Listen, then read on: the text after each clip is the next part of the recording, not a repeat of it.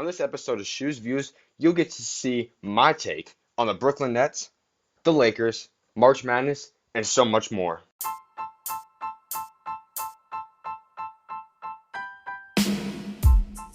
Good afternoon, everyone. I hope everyone is having a blessed start to the week, and welcome to the third episode of SchuZ Views. I'm back at my home in Gilbert, Arizona, ready to bring you some new views of the NBA. I'm your host, Zach, SchuZ Shoemaker, and later on the show, one of my favorite coaches and closest friends, Kaimarr Price, will be joining me. But before that, let's talk about the Brooklyn Nets. The first view of the day is the Brooklyn Nets, and I just want to give a big thank you and shout out to Ashton Hardaway for finally being the first person to allow me to talk about my Brooklyn Nets. Y'all know this is my favorite team, and they've been catching everyone by surprise. I just want to tell y'all, this is why. So let's start right into this. This past weekend, Brooklyn Nets were on a little bit of a losing streak, and they came in playing at Sacramento. Entering the fourth quarter, they were down by 25 points. That's pretty much just saying the game is over. That being said, we came back, for those that know, having the biggest comeback in franchise history, down by 28 points in the second half, to defeat the Sacramento Kings 123 to 121. D'Angelo Russell scored 27 points of his 44 in the fourth quarter. That is the fourth most points in a single quarter this season in the NBA. Also, that being said, Rondae Hollis-Jefferson came into the game and hit a game-winning layup over Marvin Bagley III to give us the win. We outscored Sacramento 45 to 18. And this is one of the big stats. This is the craziest one. Teams trailing by 25 points or more entering the fourth quarter they only won 3 games with a losing record of 3,028 games. The Brooklyn Nets just did it, folks. These Brooklyn Nets just did it. The Brooklyn Nets are now only a half game in front of the Detroit Pistons for the 6th seed in the NBA playoffs. They have a record of 38-36. That is the 6th seed. There's 8 games remaining this season, and we have the 6th seed right now. That means we're basically going to be in the playoffs. This team is special. But before anything, I want to get into this. Y'all see the Brooklyn Nets now as a playoff team, as a high destination point for all elite free agents this summer. Last year, at the beginning of this year, y'all didn't know who they were. I can promise you that. There's a trade that everyone does know, though. Y'all know that Boston Celtics team? Tatum, Brown, Kyrie, all those guys came from our picks that Billy King traded off in that trade for Paul Pierce, Jason Terry, and Kevin Garnett, declining stars. We had 0 picks. We had a couple swaps, but that was for Celtics picks that were already in the playoffs. That being said, there was a duo. Sean Marks came in from the San Antonio Spurs organization, came in wanting a challenge, as Woj had in his interview this past week, the Brooklyn Nets, that was spectacular. But Sean Marks came in, he hired a guy that's been a long-time NBA assistant in Kenny Atkinson, serving under Coach Bud in Atlanta. These two came together and formed a thing. And as Sean Marks said this past week, that he wanted to form a family and wanted to get together guys that had good chemistry and wanted to play together because they knew there was going to be losing involved. That being said, let me break this down to you. Since Sean Marks has come in, these are the major moves. This has been a lot of little moves and all, but these are the biggest moves to give us our young core. He started off trading Mason Plumlee for the 23rd overall pick in the 2015, which ended up becoming Rondae Hollis-Jefferson. Sean Marks then his first move came in. He dealt Thaddeus Young for the 20th pick, sending Thad Young to Indiana for Karis LeVert, one of our cornerstones, if not our very best player. They flipped Bojan Bogdanovic for the 22nd pick in 2017. Chris McCullough was also sent over to Washington in that trade, and that pick turned out to be Jarrett Allen. We then moved Brook Lopez in the 27th pick in the 2017 draft, which was Kyle Kuzma, to the LA Lakers, in exchange for D'Angelo Russell, who was just 2 years removed from being the number 2 overall pick, and Timothy Mozgov. We'll look over that trade a little bit later, Kaimarr Price. But then he took on DeMar Carroll's contract, which he was a very good player for Coach Atkinson in Atlanta and that great young core. That was a very multiple top 61 playoff team. But he was very injury-riddled and banged up. But we got a 2018 first-round pick and a second-round pick, along with DeMar Carroll. And that first-round pick turned out to be John Musa, which y'all may not all know him, but I like the kid. He's been killing it in the G League this season. He's very, very young. and Rodion's Cruz, which all y'all know now, as a starter for our Brooklyn Nets. We traded all that for Justin Hamilton, a player that is no longer in the league. He didn't play a single game for Toronto. He was waived a couple days later. The next move that Sean Marks made was he picked up another first round pick, which would be this year's Denver Nuggets first round pick, all for Kenneth Faried's contract, which we later have not bought out. He also got out of this by trading for Dwight Howard by losing a second round pick and then buying him out. And best of all, you can see that the family and the chemistry that's been created now in Brooklyn, as Spencer Dinwiddie and Joe Harris have both re-signed, two very crucial players that I'm in love with and all Brooklyn Nets fans are in love with. Dinwiddie, obviously the skills champion last year, a most improved candidate, a Sixth Man of the Year candidate this year, and possibly once again most improved. Joe Harris won the three-point contest this year as he put on a show in All-Star Weekend and is shooting the NBA leading three-point percentage this season. That's what Sean Marks did. That's not even to account for all the signings and other minor moves he made. Adding guys like Travion, getting guys like Ed Davis, Shabazz Napier. That is spectacular. And it's a quote that I like to say a lot of the time.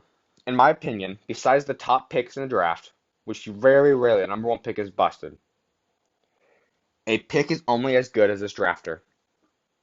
You hear a lot of times with Houston, for example, with Daryl Morey, which is an amazing general manager, come out and say, our first round pick might be late 20s, but that pick is very crucial to Houston, and it will affect Houston more than it will affect the team that gets that pick because they know how to draft players later. That is what Sean Marks does. That is what made San Antonio's system and what made their longevity go on and on and on and continue to go on because they draft guys like DeJounte Murray with a 29th, 30th pick. They get guys like Derek White. They get guys like Kawhi outside of the lottery. They get guys like Danny Green undrafted. They make moves. That is what greatness is defined by a general manager. Sean Marks has also freed up to 2 max spots, as we know. D'Angelo will most likely get one of them, but Alan Crabb will then create another one. Doesn't mean I don't want Alan Crabb staying. I'm just saying that is what the numbers say. Also, Kenny Atkinson has developed at an amazing level. Kenny Atkinson was one of the first coaches hired that was known as a developmental coach. Okay? That is not very popular at the time. They thought that was an assistant coach job. Well, Kenny Atkinson came in, and that's what made our team great. Look at these things. D'Angelo Russell, y'all thought was a bust. Wasn't doing much. Last year, he showed signs at the beginning of the year, dealt with injuries. So what? This season, he's an all-star, leading a team to the playoffs. And if he can put on a show and an elite scoring player. Spencer Dinwiddie, traded 2 times by the Detroit Pistons, Chicago Bulls, then waived him. Was in the G League bouncing around with the Chicago Windy Bulls. Sean Marks decided to sign him. Look what he's become. One of the best, if not the best elite. Probably no, he is the greatest backup point guard in the NBA. He's a starting caliber. He's better than a lot of starting point guards in the NBA. Jarrett Allen has made bigger and bigger jumps each of these years. Joe Harris, Cleveland Cavaliers, played very few minutes. Traded to Orlando and waived that day. Who's a free agent? Sean Marks signed him. He's a starter and three-point champion, beating Steph Curry, leading the NBA in three-point percentage. Karis LeVert had many ankle injuries and feet injuries back when he was in college in Michigan. Came to the NBA. He still had some, obviously, another gruesome injury, but he's still getting back. He's getting stronger and stronger, and he was going to win Most Improved this year and was an all-star and the best player in this team. He very well still could be the best player in this team, and we'll see. That is what Sean Marks and Kenny Atkinson have developed this season. He's developed and found great players, and this is why this will become a very strong team for very, very, very long. It is the San Antonio way, which is the perfection way, the Patriots way. These are the perfection ways of building franchises, and I believe that's what we did. You stay patient to the plan. I understand we have max spots. D'Angelo's going to be on the show, Kevin Durant. Karis LeVert and Coach Atkinson have talked about it. These Brooklyn Nets have the potential of getting Kevin Durant, one of the greatest, if not the greatest player in the game right now. That's where we are right now. I don't hear LA getting them. I don't hear New York. There's rumors, but that's not true. We have a legitimate chance of signing Kevin Durant or 2 or 3, whatever it is, max players. D'Angelo Russell is a max player, and we will resign him. I can promise you that. There's no way around that. We better resign D'Angelo Russell. And LeVert, your contract's coming this summer too. I want you getting extended. Jared Allen, Rodions, all y'all getting your contract extended when they come. That being said, we are an elite destination because of the top down of the organization that's created this longevity and this great chemistry. No matter how much losing there was always chemistry. The injuries, there's chemistry. Always come together. They hang out together. Y'all see Alan Crabb? He came back home, California, to his school that he helped pay for this last summer. Every last player was at that game, including the coaching staff. That is chemistry. I'm going to get into that a little bit more as I talk about this, but I want to go down all 16 players in this roster, and I'm including those two-way players, Theo and Al Williams. I'm talking about y'all too, because they are crucial to this team. Every last person on this team is why we win games. Jared Dudley, all of you guys. Is that understood? I mean, what they've done right now is very, very, very special for this team. So let's get into this. The first person I'm going to talk about right now is D'Angelo Russell. Obviously, he's the all-star leading this team. I'm not going to lie, D'Angelo in the beginning of the season, there was times that Brooklyn Nets fans, including myself, would get irritated. You could see that the leadership necessarily wasn't always there, or it was there, but he wouldn't have consistency and he wouldn't lead it. I know Jared Dudley and some other veterans talked into him and the rest of the young guys right when we had that 8-game losing streak, when we kept blowing those leads. And you see D'Angelo Russell is a leader. He's more than a leader. He might not be in the game sometimes at the end of the games. He's okay, and he's cheering on his teammates doing celebrations. He's never stopped talking. That is a dream leader that so many organizations die for out of their franchise player. D'Angelo has more than earned my respect on and off the court. Like, I heard a quote. Back when Tyrann Mathieu was drafted, there was a quote, and I heard about it. And this was it. There's a difference between young players making dumb mistakes. Young people can make dumb mistakes. If it's a dumb mistake, teams can live with it, as long as it's not character. And folks, I think D'Angelo Russell has shown that his mistake was in fact a dumb young mistake. It is not about character. Look at him. He is special. Next up in the starting lineup, we're going with Joe Harris. Probably the most down-to-earth, humble man. As he talks about, he walks around Brooklyn and those New York streets. He walks to every practice. Doesn't have to notice him. You look at the man, he does not look like an NBA player. Not the tallest, not the strongest, not the most fit, not the most athletic. Just an average-looking man. He shows up and balls every night, averaging a career high about to be over 1,000 points. The league-leading three-point shooter. Joe Harris has worked his butt off and is humble. He is key. Doesn't get startled, doesn't get angered, nothing. And his finishing is amongst the best in the NBA at the rim. He may not be flashing the way he does it, but he finishes every shot at the rim. Next up in the starting lineup, I'm going to talk about Rodion Kurucs. A lot of issues over there overseas. Did not get an opportunity. Was playing the down team. Didn't get many minutes because of all the contract issues. I don't care. He came over. He slid. He was going to be a first-round pick a couple years ago. Sean Marks knew about him. Look what Sean Marks has done with him. And Kenny Atkinson, this crew. He's a starter. He's an energy plug. He's a young guy. And yes, that basic one-hand dunk does get a little boring sometimes, but Rodion will get that down. He's going to get some other dunks added on to his game. But he is the energy plug and the reason we win games. He connects them. When he's in the game, you can see the energy pick up. Caris LeVert. I love Caris. I remember the very first time when you couldn't play in the beginning of your rookie season, you came and played in Phoenix, and I have a Brooklyn ball that I get signed by every time I meet Brooklyn players at Brooklyn games and at the Suns games. I get an autograph. LeVert was the very first autograph I got, and I wanted that one very badly. Caris is the most humble, down-to-earth, fun person you can meet. He always has a smile on his face, and he works his butt off every time. And that injury, I don't want to hand your accuse. Yes, he might go score some games. Yes, he's not playing the way he was before, but his moves are there every time. His heart is there every time. And yes, you can tell. Maybe there's times he gets a little frightened or rethinks about jumping. But how do you blame him? He wasn't supposed to play this year. But he's back and he's playing. And he's going to be key to our playoff run. He's a key piece to our championship and our core team for the future. LeVert, keep playing. You are special. Jarrett Allen, who doesn't love the throw? He said something when he was interviewed during All-Star Weekend after the Rising Stars game, and he said the reason he jumps at every single dunk is that either way he'll get on SportsCenter. He does not care. He will jump at everything. How many players are going to go jump with LeBron James? It's only been blocked 9 times in NBA in his entire career. Giannis Antetokounmpo, Blake Griffin. He blocked the best of the best. There's no denying what Jarrett Allen does, and I love him. He's the most perfect modern-day center for these Brooklyn Nets, and it's a blessing having him on this Nets team. The afro, the fro, everyone fears the fro. Yes, he's still only 21, 20 years old. He is young and developing, and when he gets his potential and learns how to continue to play at a high level that he does, oh, watch out. Y'all see that game in Houston when he had a 2020 game? Y'all see when he has five or more blocks a game? You see the double doubles he can get in the first quarter? That's going to come out soon. He's going to become one of the top five, three, even maybe the best young center in the NBA. Trust me. He is special, and he is Rudy Gobert with more athleticism. First off the bench, of course, is Spencer Dinwiddie. He is probably one of my favorite players on the team as well. I love all my Brooklyn Nets, but Dinwiddie has an energy and a swag to him that I love. His shoes, every game he has new shoes. He doesn't have to go with the big brands. That's the way his career's been defined. You don't need to go to the biggest college. You don't need to go to the biggest team. You don't need the biggest opportunity. You need to keep working, and that is what he's done. He has his own shoe, has different inspirations for every single game, but his key clutch atmosphere and his just swagger is what keeps him elite.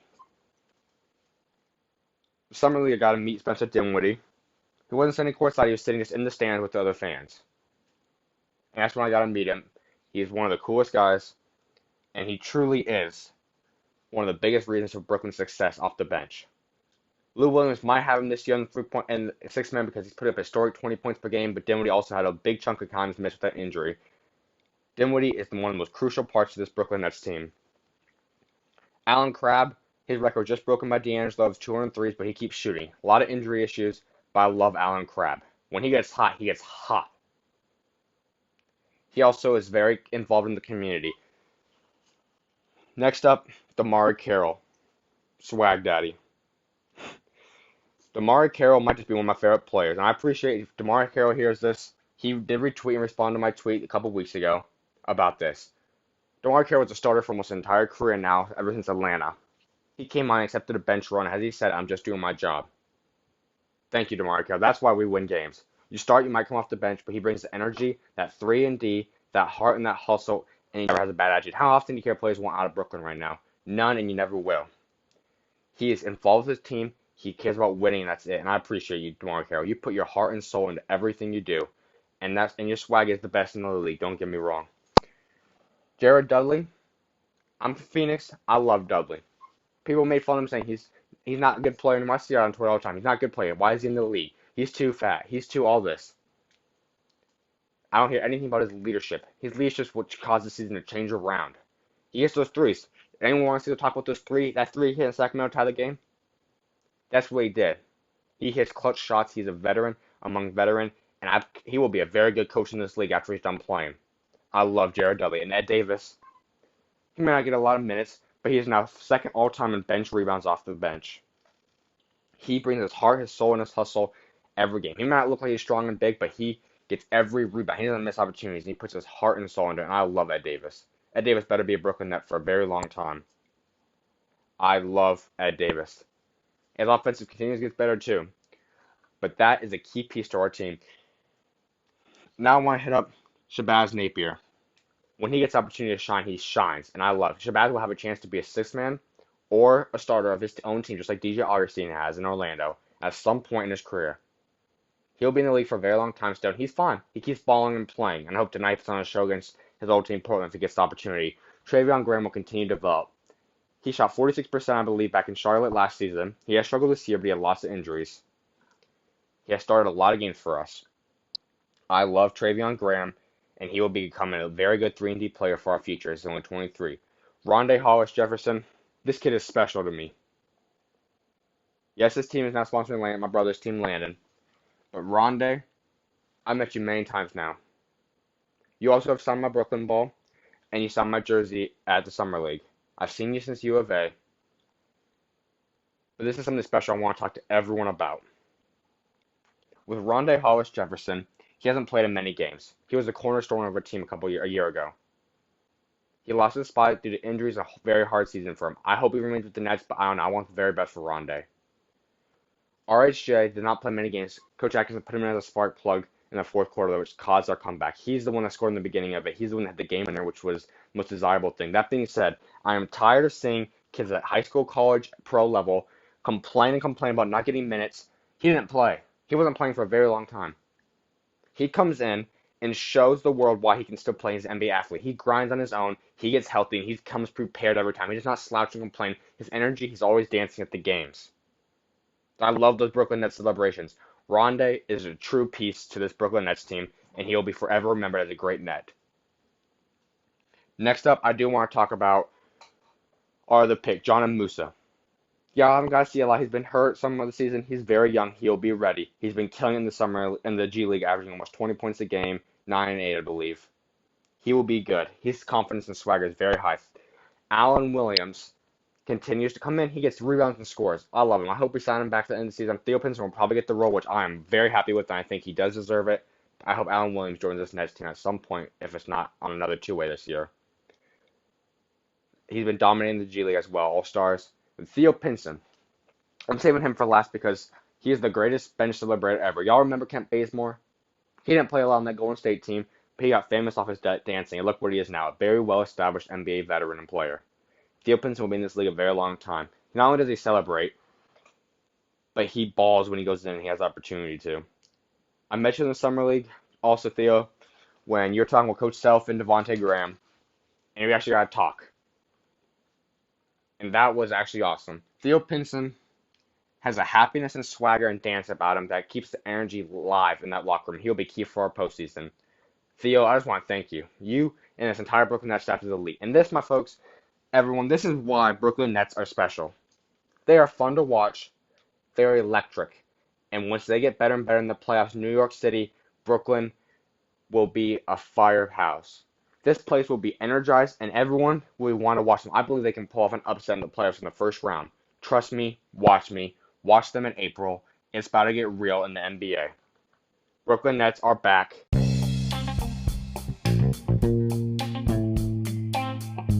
Y'all think y'all heard it all about the LA Lakers?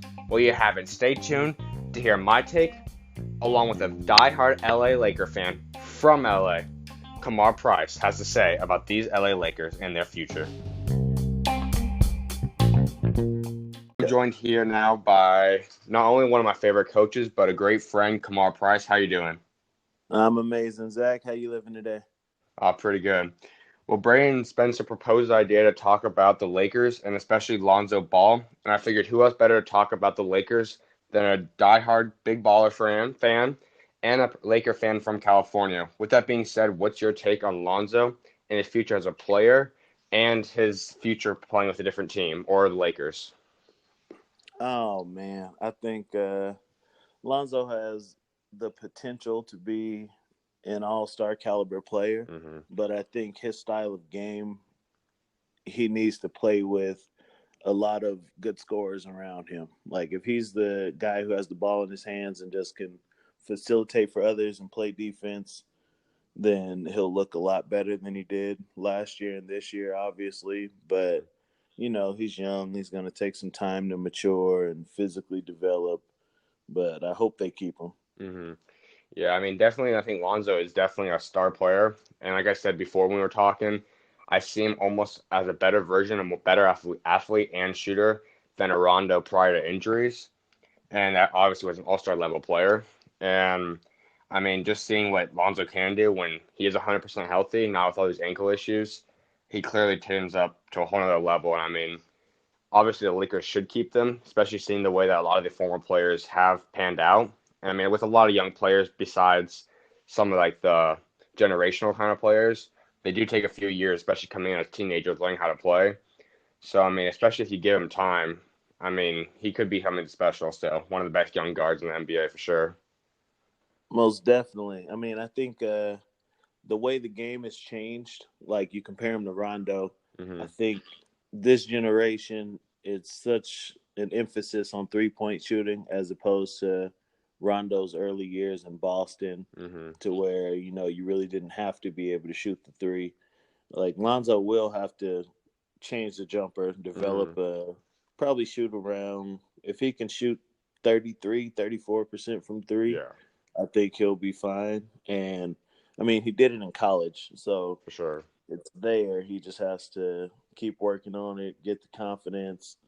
But I think that'll take his game to a whole nother level, obviously, when he gets that down.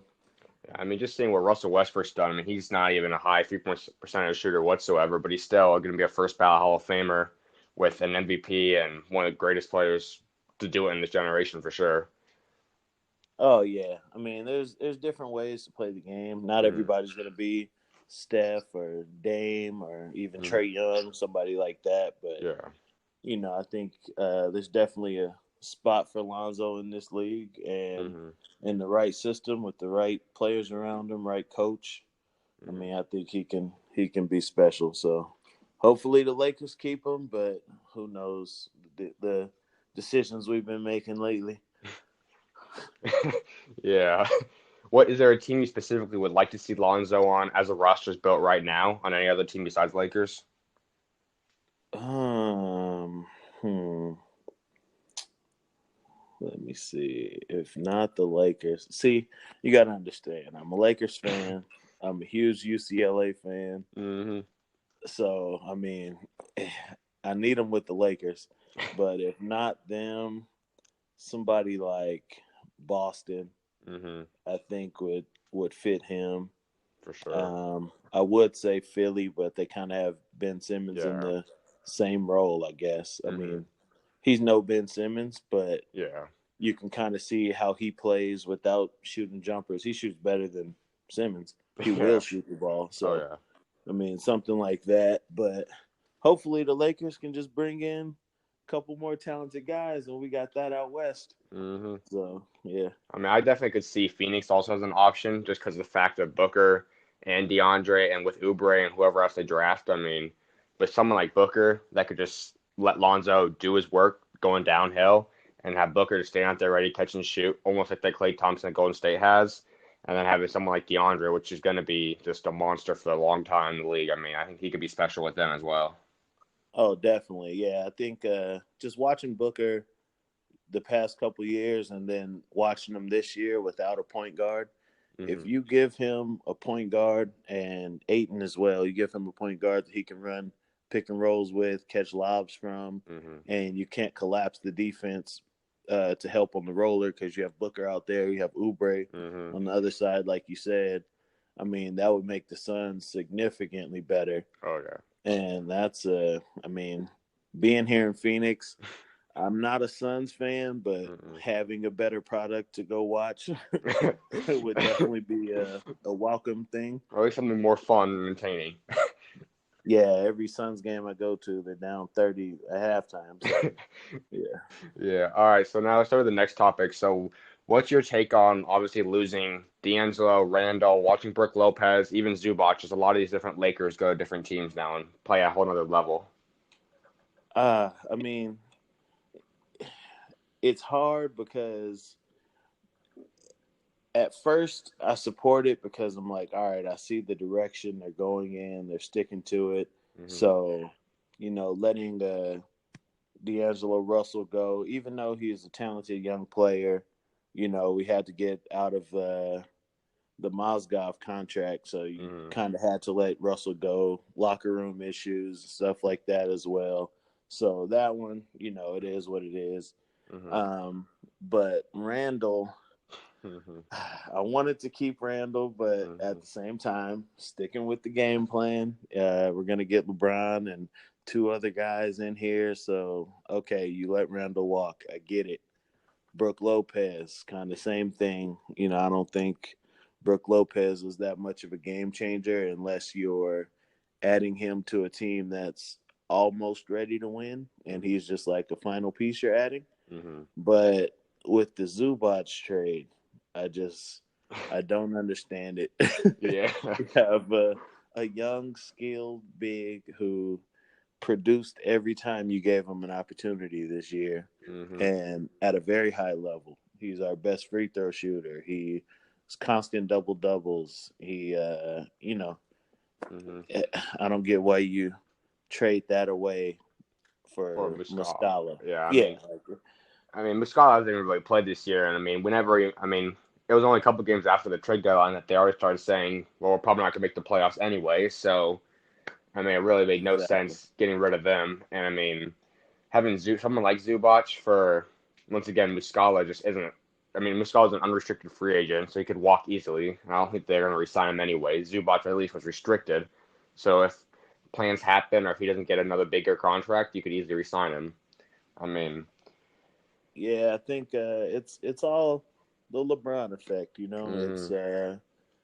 he's not in a point in his career where he can necessarily stand and be patient and trust things are going to happen. Yeah. So I mean, I think they tried to come out and make some moves, to appease him after the Anthony Davis trade wasn't going to happen. Mm-hmm. But at the same time, you got to realize LeBron he has to be on the decline right now. It kind of shows. Mm-hmm. And in 2 years, Zubac could have been a very good center for you. Mm-hmm. Young, he fits the age of Ingram and Kuzma and Lonzo and Mm-hmm. all those guys. So I mean, you really have a starting five with them and Hart Mm-hmm.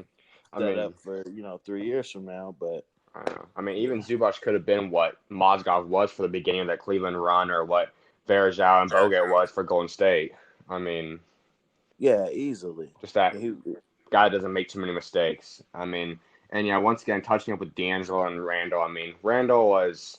I want him definitely go to Brooklyn, and I hope he does this summer. I mean, I like that. I mean, he's a double double machine that clearly can play another level when you give him an opportunity. I mean, and once again, the D'Angelo one, I think you got to give young guys to mature, but at the time it made sense, especially. I mean, you never know what they're going to be, and you had to get rid of Mozgov.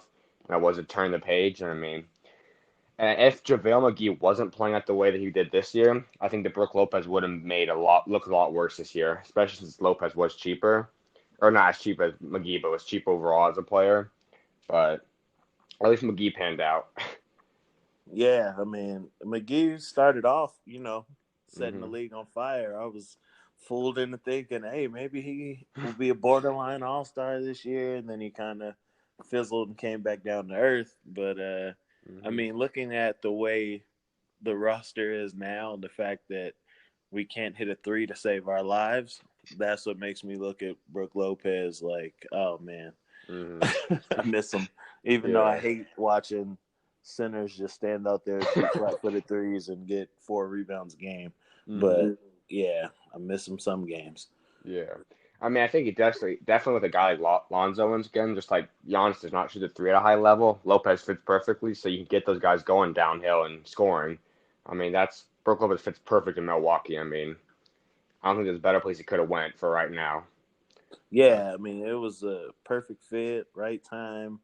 Giannis is, if Giannis gets a consistent jump shot, oh mm, man, I don't get how he's like a wing shack almost.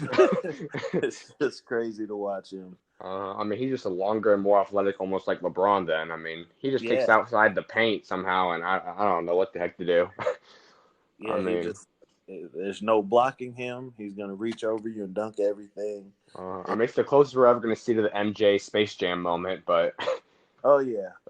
but all right. So the next topic then, this offseason, what's a realistic offseason pieces you'd like to see come to the Lakers? Oh man. So I hope we don't mortgage the future Mhm. for LeBron to have one chance at it. I think Mhm. he's further away from winning a championship than people think. So I Mhm. don't think Anthony Davis and LeBron wins the championship Mhm. anytime soon. I don't think they beat Boston in the East. I But, if KD stays with the Warriors, I mean, you might as mhm. well just wait it out for 4 more years. They're not Mhm. gonna lose anything. Mhm. Um, who I would like to see them get, I mean, I'll take if Clay wants to leave, Mhm. obviously I want him, For sure. but more realistically, I think Jimmy Butler is probably going to end up being our best available option that will come to us. Mhm. And, Jimmy's a good two-way player. He can shoot it. He brings some toughness. He's definitely a hard worker, coming from his early years being in Chicago under Thibodeau. He knows, every day practice is hard.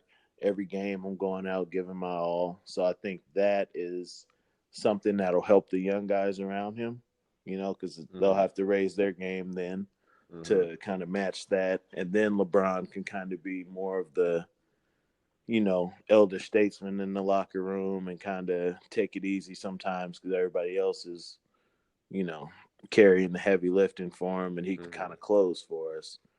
But I don't think we're in championship contention for the next 3 or so years, like while LeBron is here. Yeah, I mean, definitely. Obviously the draft pick's going to come in key as that they're trading up a little bit. If they're going to keep the pick, I mean, that really is up to wherever they think fits the team and who's available at what spot. You never know. I mean, if the top guys if you're looking at keeping Lonzo and you keep Ingram and Kuzma, you're clearly looking for a shooter or something like that. I mean, you're going to have to see position-wise where it looks in the draft, who gets what picks. But in terms of free agency, I mean, I think Clay would probably obviously be the best person. He's not only a shooter and all, but he can do so much more. I think that'd fit LeBron perfectly. I mean, he's Kyle Korver on steroids. I mean, yeah, he'd fit him perfectly. I mean, that would be LeBron's dream person. But I and definitely he think plays Jimmy. defense. Oh yeah. Unlike the rest of our players outside the zone. I mean, I think someone like Jimmy Butler would fit perfectly as well. I mean, I like the way Philadelphia's kind of built right now, but I don't think Butler will stay. I think Tobias is taking his spot for sure as a third guy. I mean, Tobias has changed. Is an amazing player. I love Tobias, but I just think that Jimmy Butler, all the stuff in the beginning, being with Chicago, Minnesota, and him affecting the young guys, I just think, in my opinion, is that out in Chicago originally with some of those guys they had, I mean, they weren't necessarily strong characters. That's why most of those guys still aren't even on the Chicago Bulls.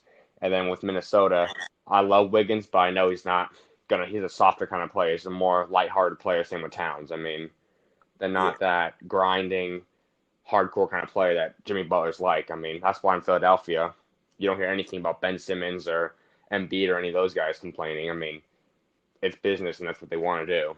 And I feel that's the same thing with Ingram, Kuzma, and Lonzo. I mean, they're going to have that want to work hard kind of attitude. So I think he'd fit them perfectly. Yeah, like when I watch Jimmy Butler's career, like I feel kind of bad for him because he's a guy who wasn't heralded coming out of high school, whatever. Or college, really. Yeah, Coach JUCO ends up at Marquette. Ends up playing very well there. Nobody really gives him a shot to be anything in the league. Goes there, playing second fiddle or fourth fiddle behind Rose, Noah, Taj Gibson, all those guys, like Luol Deng, Luol Deng, all those, and he's just worked his way to a serviceable NBA player, then a starter, then a good starter. Then he goes to Minnesota, and he has Towns and Wiggins there. It's hard to convince somebody who's worked that hard and who has that talent to kind of accept taking a back seat to those two guys who are talented, yes, especially Towns, but hasn't won anything, doesn't appear to be a forceful player. Like when they played Houston in the playoffs, when Minnesota played them, he turns into a jump shooter, a 7-foot jump shooter. For sure. And I think having him in Philly now, he wants to fit in. Like if you watch him play, if you watch Philly, he looks like he's wanting to fit in, wanting to be, be wherever a team player and everything. Yeah. But once again, it's hard to look at a Ben Simmons and you're like, man, like you're very talented, you're very good, you're special, but you refuse to shoot a jump shot. So late in the games, we can't go to you. Yeah. You look at Embiid, I think he meshes better with Embiid. Embiid is a little more competitive, a little more of a energy. I want the ball late. Yeah, so I think looking at him for the Lakers potentially, having LeBron there would be something that would help him a lot because it's finally a player outside of early Derrick Rose that he played with that he knows he's second fiddle to talent-wise. So he can kind of settle into that role. And when Derrick Rose is healthy, no problems from Jimmy Butler. He's okay with being number two if you're that guy. He just wants to win. That's the best part about him. Yeah, so I think that'll help him. But we biggest offseason acquisition needs to be whoever we bring in as coach next. For sure. I mean, that's what we can go into next. I mean, what coach do you think would perfectly fit that LA system? I look at a Mark Jackson. Mm, Um, I want to partially because I want to see him get another chance to coach, yeah. but partially because he took young players in Golden State and helped develop them. Hmm. The only knock on him is he really didn't utilize Draymond properly, which is Hmm. what ultimately held that team back. But it was also kind of Steph and Clay came into their own around his last season, so it was a timing thing too. But I think he can Hmm. help the young guys. But I think he's somebody LeBron respects, Hmm. and I mean it has to be very hard to coach LeBron because Oh yeah. it just seems like he doesn't. I'm not going to say he doesn't want to be coached like the report said, but it just Hmm. seems like he just he knows basketball so well that he just wants to do it his way, and he's had success like that. Hmm. But yeah, who Yeah. would you think would be a better fit? I mean, obviously, I think my dream has always been I want to see LeBron with an elite coach. So of course, I mean, it's not going to happen. But originally, last offseason, I always thought it'd be amazing to see what Coach Pop could have done with LeBron. Oh But man, I mean, that was all. I mean, he would have extended LeBron's career forever. I mean, that's always been my dream to see a superstar like LeBron or KD or something like that play with a truly one of the greatest coaches ever. Just like Kobe got a chance to play with Phil Jackson back in his time. Same with MJ. I mean, those kind of coaches mesh with those kind of players. It's just you see what the results are, championships. But I mean, clearly Pop's not going to come to LA. But I think honestly, someone like Doc, if they could try pulling him away, I know there's some rumors or they said that there's an extension that happened or whatever. But I mean, if you truly do entice him, saying we've got LeBron James, and you're coming to the Lakers, the main team in LA, I mean, I'd be hard to kind of pass it up. But the other option I think is that with Coach Spoelstra, I think that Miami, the fact that Dwayne Wade is now going to be gone and Haslam's going to be gone, he doesn't really have a connection with those guys. And Miami's going to start. I mean, they're going to have to rebuild at some point. They just have stayed since the Big Three era. They've kind of just stayed in the middle, end of the pack of playoffs, first round elimination for the last 3 or 4 years. I think it's going to be time Pat Riley is going to either retire or say let's just shape up this whole entire thing, just like they did with Atlanta with Coach Bud. I mean, there might be potential to see LeBron's greatest days with Coach Spoelstra come back in LA if they truly do and try enticing him. yeah. I mean, I think if Pat Riley retires, I think Spoelstra may consider leaving. But as long as Hmm. he's there, I think he's that's kind of his project. Yeah. Spoelstra, brought him up from video coordinator ranks. Hmm. Um, I mean, I just hope that we get a guy in there who is confident in what he's doing, Hmm. can work with LeBron. I don't think anybody's gonna necessarily control LeBron unless Oh it's no. a Popovich or Coach Hmm. K, which are it's amazing if we get one of those guys, but I'm not Yeah. banking on it. Hmm. And it's I mean, I hope we get a coach that can be there for the next 10 years or so, Yeah. because this last stretch has not been, what I've known as a Lakers fan. Hmm. I mean, that's the thing. I think Luke Walton will have a job someday down the line again. He's still young. I just don't think that I think he got hired way too early. I think it was just that it's a new rising team. Let's hire all the assistant coaches. Like it always happens when a new team rises up in all sports. I mean, you saw Gentry and then you saw Luke Walton go. I mean, it's just something that people just try getting so early. But I think Walton has shown some lot signs, but it's not a big market team like the Lakers, which are the biggest market, coaching a championship possible team with LeBron James. I mean, that's just not a way to start your kind of career, really. I mean, Yeah, I think Luke, he knows the game. Obviously, he hmm, played. He even has like the coach's voice. If you were to make yeah. a, a coach voice in a lab, you'd make his voice. But I Hmm. think he should go coach at U of A Yeah. and Hmm. kind of get the. He doesn't seem like he can really control, you know, grown men yet. Hmm. And I For think he sure. gets that college experience under his belt for 5 or so years. He might love it and be the next Lute Olson down there and stay forever. But I think that's a good situation for him. Get to coach high level players, but actually be in control. Because a lot of times this year, I know it's LeBron, so I kind of give him an excuse. But even looking last year, Yeah, he didn't seem like he was in control of that team ever. for sure. I mean, that's why also, I mean, you just gotta think. I mean, Luke Walton was drafted with LeBron's class. I mean, it'd be like someone. I mean, it'd be like someone I'm playing with all of a sudden is now coaching me, and you have to listen to a guy that obviously wasn't even near accomplished to LeBron. I mean, he's an NBA player, it's Right. great, but I mean, he obviously never was anywhere near an all-star level LeBron, nothing like that. So it's a guy that you got drafted with, your same age. All of a sudden, you have to listen to and take orders from. I Yeah, mean, that's not something that'll be any tough. grown man, alpha man would ever consider doing. I mean, it just doesn't sound like something LeBron or any player would do. I mean, Definitely not. I mean, not even a superstar. It's just you don't respect people your age usually as a commanding order over you. It's very hard to do that, which is why Rams somehow did it, but it's very rare for that to happen. I mean, Yeah, but I mean I don't know. It's a big off season for us, for and sure. I mean I think somehow, some way, I don't know what the job is, even if it's an official job title, we got to bring Kobe into the fold Mhm. because That's what I was gonna say. Mhm. Magic and Rob Pelinka seem like they're too concerned about pleasing people around them. Oh They yeah. want to be liked and all that.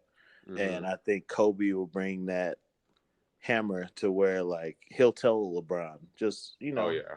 respectfully, of course, as Mhm. peers, as people who respect each other, but hey, this is the standard this organization is held to. And they held me to, they held Magic to, they're going to hold you to. You need to do this, that, and the third.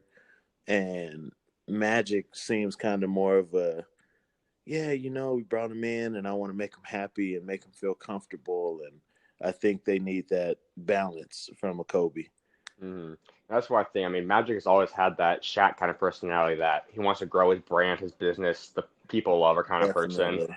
And I mean, there's nothing wrong with that. Just it's like you said, it's the biggest market in the world, NBA wise. I mean, it's you're trying to win championships, and that's the thing that Magic's a great player. He can be a kind of person that can be in a front office, but he's not like that Jerry West kind of guy that's been in there, been with 3 or 4 different NBA teams that's truly built something up behind the scenes that doesn't need to be in the media every day, but builds something special every time. I think that's at Michael Jordan's been an owner. I mean, that's something that Kobe. I mean, you see Michael Jordan, he hasn't been in the media since he retired that often. I mean, he's besides his Jordan brand, I mean, there's not much he does. Same thing with Kobe. You don't see him nonstop appearances in the TMZ or news and all that stuff nonstop like some of these guys are. I mean, he's quiet. He's with his family. He's got business getting done. I mean, that's the kind of stuff that I think they do need, like you said. Yeah, I mean, I hope they make it happen. And Mhm. you even have a Kareem Abdul-Jabbar, Mhm. who Phil Jackson brought in when they had Andrew Bynum to kind of work Mhm. with him.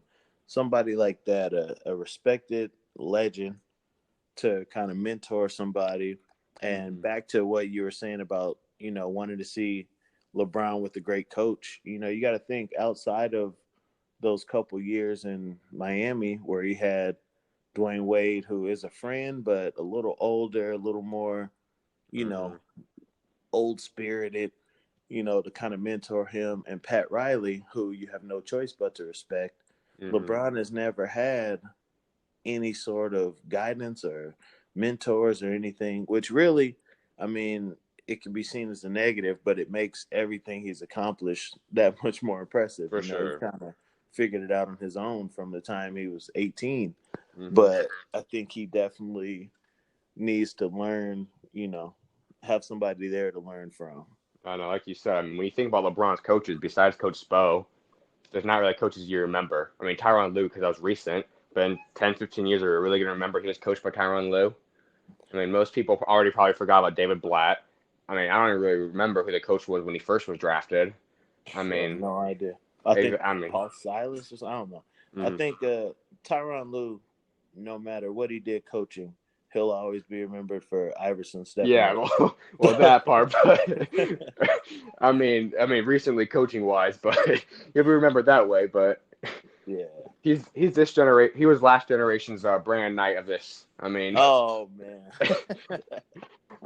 They're good Good old players. Brandon Knight. They made the league, but they'll never be forgotten.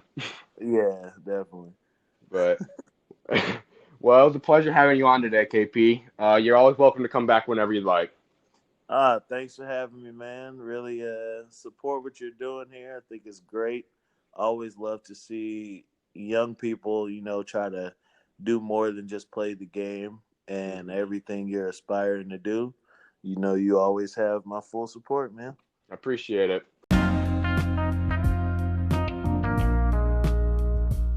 How do you guys think March Madness was? Well, I got some things to say about it. Stay tuned to see what I think about some of the best players from the first round of March Madness. The first two rounds are done, and we're down to 16 teams remaining. And I do want to talk about some of these players from the first two rounds. But before we go there, I do want to give a shout out to Kyle Kess for the idea of talking about March Madness by replying to my Instagram story. Let's get into it. My first one is John Morant. I told y'all he's special. That Marcus Howard versus John Morant game was very great. Marcus Howard shows that he can ball, but John Morant is special. He's going to be an elite NBA player. And if I'm a GM right now, I am very much so intrigued at maybe drafting him even number one because of the fact that he's not only an on the court stud, but off the court. He took time after the game, after the loss, to go over and give his shoes to his young kid. That is greatness right there. He also was the first player now to average 20 points and 10 assists throughout the first two games or more of an NCAA tournament. Second off, let's talk about a game right now. Y'all better been watching that Duke game last night. Duke versus UCF. Zion Williamson put on a show. He is the real deal, don't get me wrong. I love that guy. He is strong and insane. Once Taco Falls went out, Ivan tweeted, I thought the game was over. He was crucial to that team. But before we go there, Taco Falls will be drafted. But this kid, Aubrey Dawkins, I didn't know about him. I don't think many people did. He is special, and the spotlight will be on him. He's going to get some NBA attention right now. Let me tell you that. He balled last night. That three-point shot, he played with confidence against three or more NBA players. Y'all hear that? That's what the kind of show he put on. RJ Barrett was solid, as usual. He will be a good player. Cameron Reddish thought he had something to say. I feel like every time he does good, there's always a bad side to it. Once again, it was foul trouble. He can't stay in the game. I think he'll be a good NBA player. He'll fit in. He'll be a great, solid NBA player. But I think we should slow down a little bit of hype. I don't mind him slipping in some of this stuff. Oh, I do like this Jarrett Culver. Jarrett Culver is leading this Texas Tech team. I like it. I really do like him. Keep watching him. He's got some game. Jarrett Culver. He's got game. Next up, I just want to say something. I'm saving this guy for last. Brandon Clark. I apologize once again for that Twitter. I forgot about him.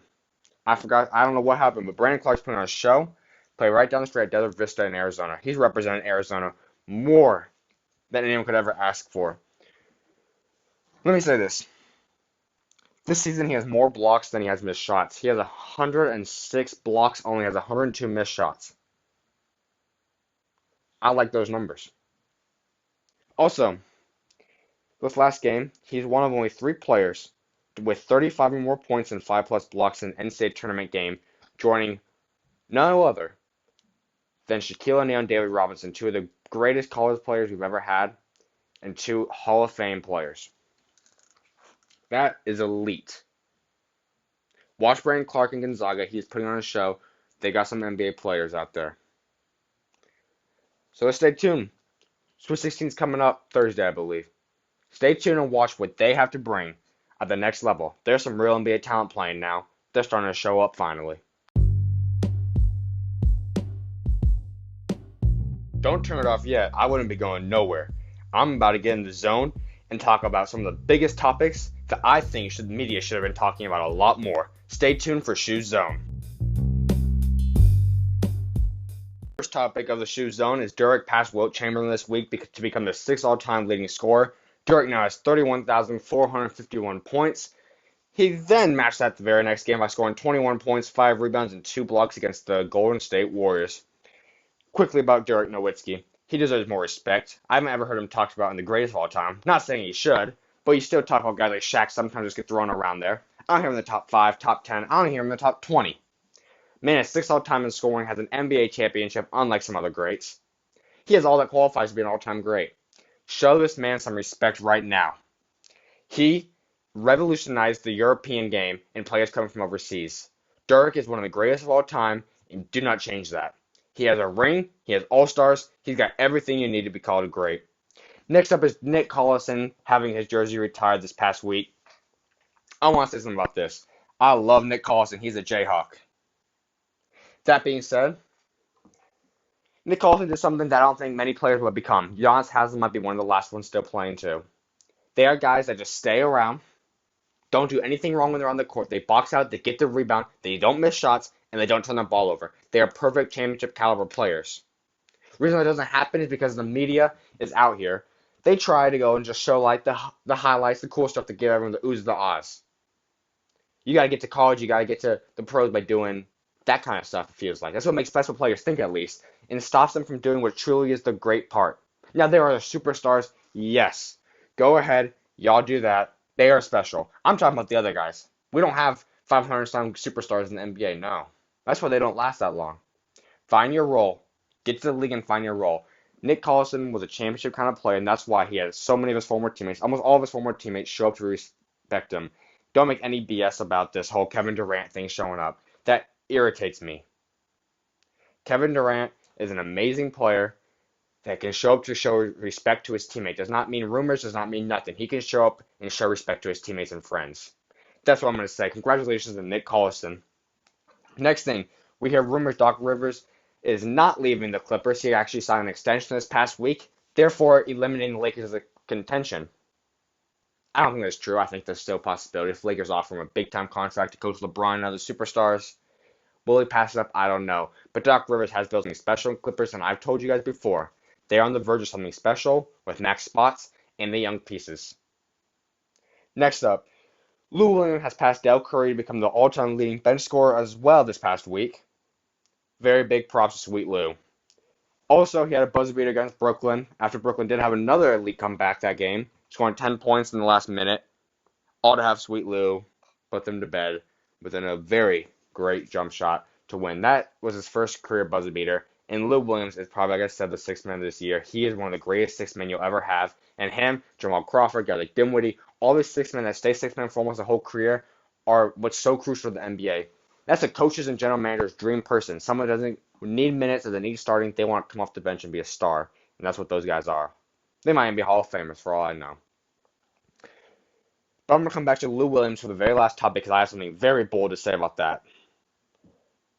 Jimmer Fredette is back in the NBA with the Phoenix Suns. This is just a big, let's sell some jerseys. Let's get attention to see if he does have something for the last 13 or so games. Welcome back, Jimmer. Didn't score his first game. We'll see what he does. It's just all for fun and show. Let's see what happens. Another Andre Ingram kind of story. Wouldn't put too much into this one. Next one that's crazy. LeBron James is not in the playoffs, folks. He's not. The Brooklyn Nets and D'Angelo Russell helped lead to defeat the Lakers in LA at Staples Center on a road trip for the Brooklyn Nets, knocking out D'Angelo's former team in the playoffs. Officially, there's no possible chance mathematically that the Lakers will be in the playoffs this year, folks. You will not see LeBron in the championship, the finals, for the first time since the 2009-10 season. That's 10 years. Almost 10 years. That's a decade, folks. Also, even crazier, first time he's not in the playoffs since 04-05 season. That's before a lot of us were born. Before some of us were born. Brother Landon wasn't born yet. Sister Salem, nope. That is crazy. You will not see LeBron James, folks, in the playoffs. He's getting family time this summer. The amount of things that's come out in this since he's been in the playoffs, pretty much all about technology. Pretty much. Even probably seeing a bunch of those jokes on Instagram, Twitter, Facebook, whatever about LeBron not being, since the last time since LeBron was not in the playoffs. Wow. But the reason I have one last thing to talk about Lou Williams last. This made me heated. For those that follow my Twitter saw this the other day, and I am not happy. Lou Williams did something very special. Back when he was in Philadelphia, member of Sixers early in his career, he was almost robbed at gunpoint in his car, asking for all of his stuff. What would you do in that moment? Most people would probably consider fighting, driving off, or giving them all their stuff. No, no, no, not Lou Williams. Lou Williams instead talked him out of it. Great. So he could talk someone out of it. He has that kind of composure. That's just alone is great. Next thing, he did the most godly, biblical thing that I must appreciate, which is why I'm sending this for the last topic of the day. He told that man, "Come in my car." A man just held him at gunpoint to come into his car and took him to a McDonald's, paid for dinner, and they talked for hours about his life, how to straighten it up, and Lillian's been a mentor to him. That is special and something I don't think many people would do. But you want to know where I'm irritated here? This is something that the media should make go crazy. It should be on every single platform. I want alerts about this thing.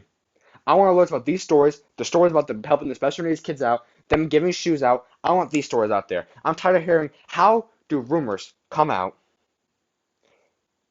before they even happen, or right as they happen, within hours. Locker room talks, when it just died out the next day. Bogus stuff that we don't really care about. There's not at any meeting. Little minor things. How do these stuff get out, but stuff like this doesn't? Because you guys want to know the crazy thing? This occurred in 2011. This occurred in 2011. That is 8 years ago. It takes 8 years for the media to get a good story out. To me, this is inspiring what Lou Williams did. We got to wait 8 years for it. We've heard hundreds and hundreds of free agent signings and trade alerts, but we can't get stuff about this. And we wonder what's wrong with our world. It's because the media and people want to focus on stuff like this. They want to focus on the bad stuff. They want to focus on the drama, because that's supposedly what we want. In my opinion, I think this is the special stuff. This is what should get applauded for and recognized. Why do we have to look at the bad stuff, the stuff that we don't really care about? I don't care about the locker room stuff. That is a business, and they should keep that inside their own team. Let's hear about the good stuff. Let's make the world great again by making this stuff better. Let's make our world come together by finding the great stuff. Because I can tell you, in every area, there is good stuff that happens. But the media does not want to show it. They do not. Let's focus on the great stuff, and there are many great players, many great personalities, many great people in our league and other professional leagues in our world, and so on and so on. Stuff needs to be made better again. This is ridiculous. Show the stuff that is great, show the stuff that deserves recognition, and give people like Lou Williams more props. I give full props to you, Lou Williams. You are special. You are what's going to change this world, and we need more people like you. That's it for SchuZ Zone, folks. Thank you, everyone, for joining me today on the third episode of SchuZ Views. If you enjoyed today's episode, please like, comment, or subscribe, depending on the different platform you may be on. Also, don't forget to go give me a follow on Twitter, Instagram, or like my Facebook page, which is at Zach Shoemaker. Please continue to spread the word about SchuZ Views in any way possible. I'll make sure to give you a shout out if you do. If you follow my pages, you will be able to get the chance to suggest different topic ideas. For others that offer ideas, such as Kai Green and others, I will hit your topic up in later episodes. But for this one, I just want to thank you once again for listening to today's episode on any of the different platforms you may be listening to. And I cannot wait to see you guys next week for more of the Views of SchuZ Takes. I'm your host, Zach Shoemaker, and I'm out. God bless.